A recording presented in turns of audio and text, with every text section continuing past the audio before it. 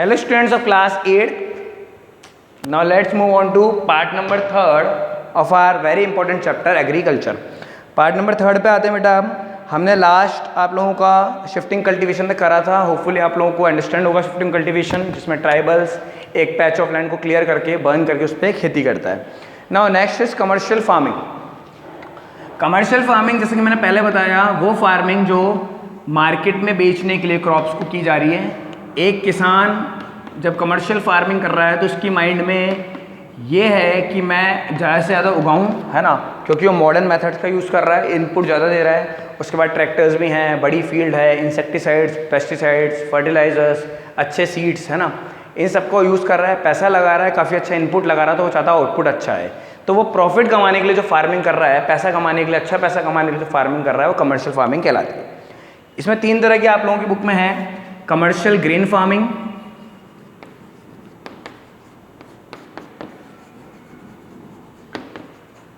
Commercial grain farming एक plantation होगा और एक मिक्स्ड फार्मिंग है। पहले मिक्स्ड फार्मिंग लिख लेते हैं।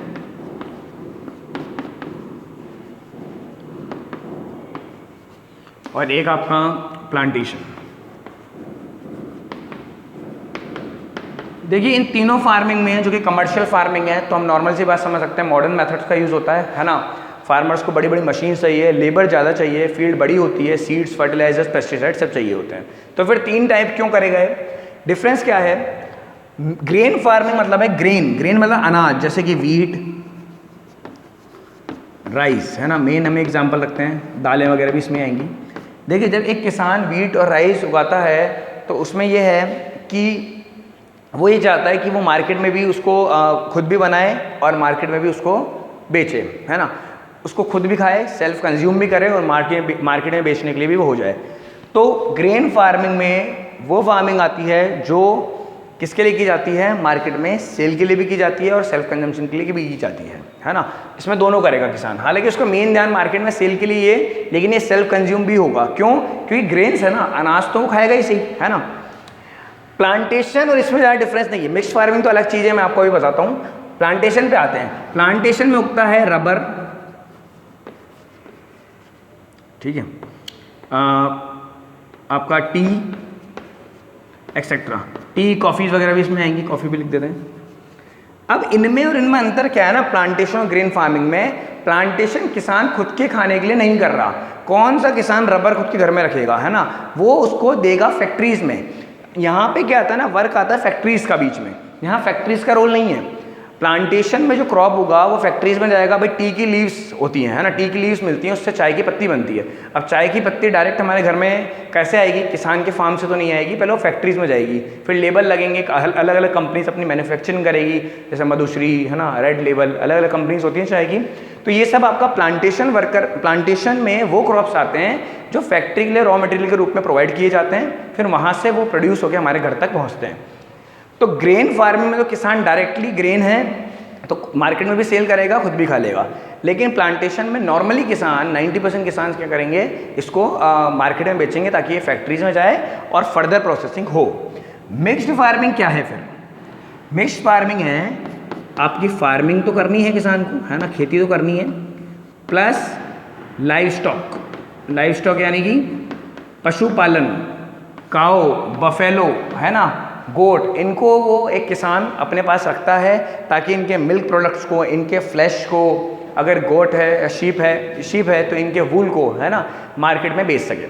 जब एक किसान मिक्स्ड फार्मिंग करता है उसका मतलब क्या है कि फार्मिंग भी करेगा प्लस वो लाइव स्टॉक यानी कि पशुपालन भी करेगा, जानवर, भेड़ बकरियों को भी अपने घर पे रखेगा ताकि वो उनसे भी पैसा कमा सके। मिक्स्ड फार्मिंग मोस्ट इंपॉर्टेंट मैं लगा देता हूँ यहाँ पे, बिकॉज हमारे देश में मैंने बताया था फार्म जो हैं, जो ज़मीनें हैं वो छोटी होती आ रही है दिन पे दिन, है ना, ज़्यादा लैंड किसान के पास बचा नहीं है, तो वो एक एडिशनल इनकम ढूंढता है अपनी लाइव स्टॉक में। मिक्स्ड फार्मिंग में, मिक्स्ड फार्मिंग में वो फार्मिंग भी कर लेता है और उसको लाइव स्टॉक मतलब पशुपालन भी कर लेता है, तो वो डबल इनकम इसमें कमा सकता है। तो ये काफ़ी बेटर ऑप्शन हो जाता है किसान के लिए। तीनों कमर्शियल फार्मिंग के ही टाइप हैं। होपफुली आप लोगों को क्लियर होगा कमर्शियल फार्मिंग पूरा, है ना। इसमें हमने ग्रेन फार्मिंग, मिक्स्ड फार्मिंग और प्लांटेशन पढ़ा है।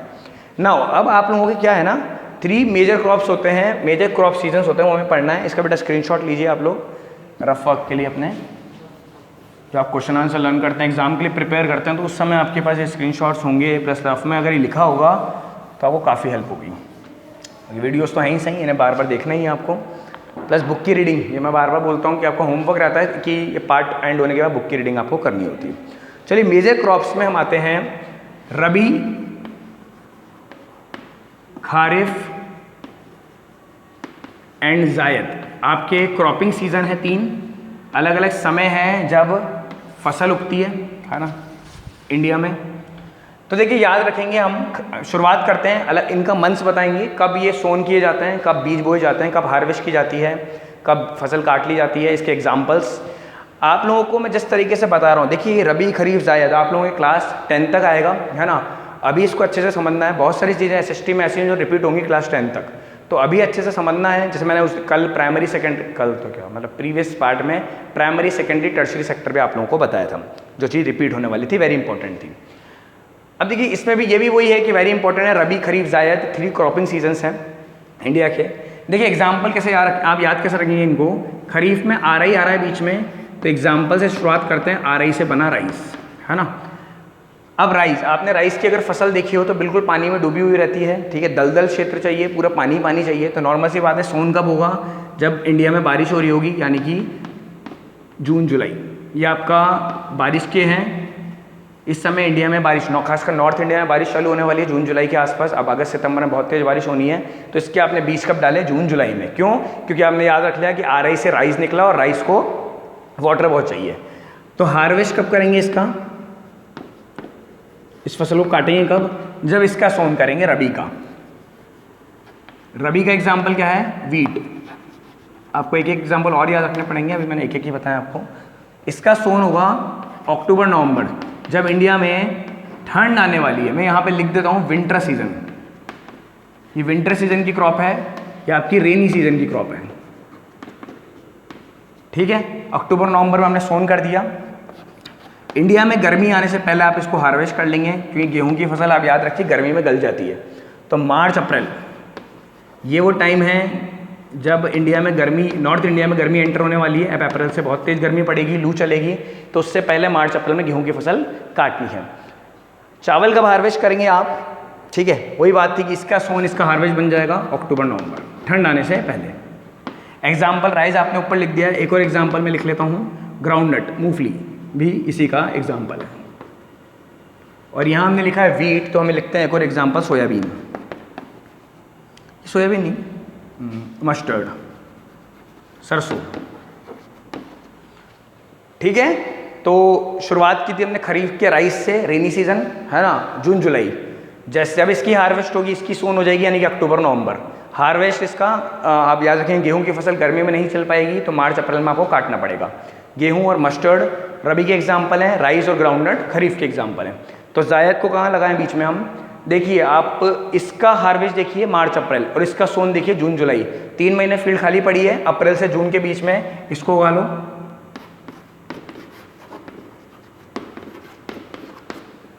ठीक है, बहुत कम समय में उगने वाली फसल है, तो 3 महीने में सोइंग भी हो जाएगी, हार्वेस्टिंग। इसलिए आपको ध्यान नहीं रखना कब सो कर रहे हैं, कब हार्वेस्ट कर रहे हैं। एग्जाम्पल ध्यान रखना है, जितने भी फसल जिनमें पानी होता है, वाटरमेलन है ना, आपको फैमिली मेम्बर्स, आपके मम्मी पापा कहते हैं कि इनको खाने के बाद पानी मत पीना। क्यों? क्योंकि इनमें पहले ही बहुत पानी है।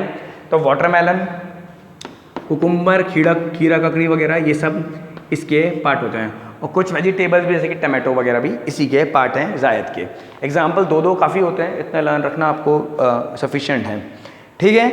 बुक में हो सकता है कि कुछ मंथ में डिफरेंस हो, जैसे अक्टूबर नवंबर की जगह सितंबर अक्टूबर हो, जून जुलाई की जगह जुलाई अगस्त हो, कोई मैटर नहीं करता एक आध मंथ में, है ना।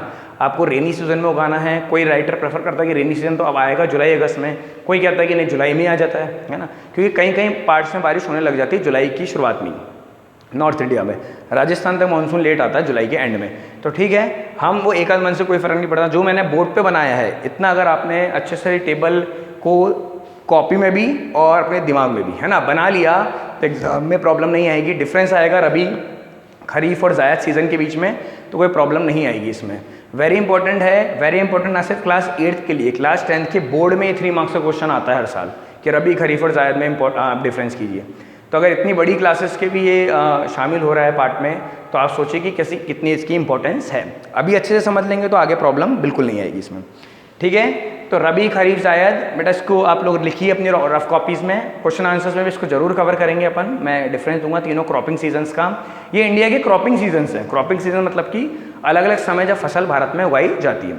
ठीक है, यहीं तक रखते हैं। मेजर क्रॉप्स में आपका रबी खरीफ जायद है, फिर राइस से चालू है, उसको हम लोग पार्ट नंबर 4 में कंटिन्यू करेंगे।